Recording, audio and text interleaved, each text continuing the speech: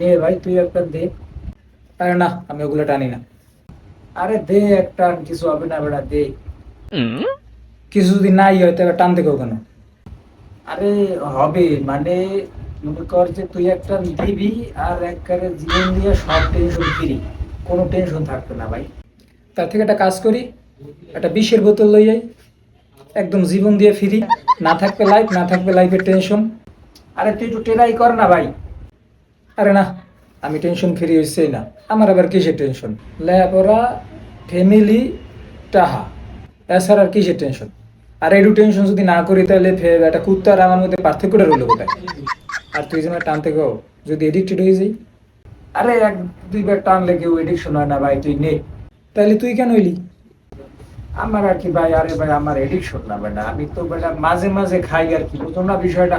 তোর এই মাঝে মাঝে এখন দিনে 2 প্যাকেট লাগে, আর তোর যে অবস্থান কও, রাইতেও তো তুই সানগ্লাস দিয়ে পাও ঘরের ভিতর, তোর কথা কমু কি? তুই বন্ধুর লইগা একটা টানও দিতে পারবি না? তুই কিরম বন্ধু আমার? আরে তোর আমি জানি না, তুই তো কালকে বন্ধুর নামে গুখাইতে কবি, আমি কি আমি গুখামু? ভাই তোর আজকে টানতেই হবে ভাই, তুই যদি আজকে আমার বন্ধু হয়ে থাকো তাহলে তুই আজকে একটা দিবেই দিবি। আর তুই যদি আমার বন্ধু হয়ে থাকস তাহলে তুই কালকের পর থেকে আর বিড়ি খাবি না। ক এখন কি কবি ক? তোর বেটা এই যে ওই ছোট্ট ছোট্ট কারণে একটা বন্ধুত্ব লইয়া মধ্যে হইলো কিছু। एकदम इन्होंने वक्त बदल दिया जज्बात बदल शराब दिए जिंदगी उत्पादन बदल दी करने वाले की गलती है, पीने वाले की कोई गलती नहीं। पीने वालों की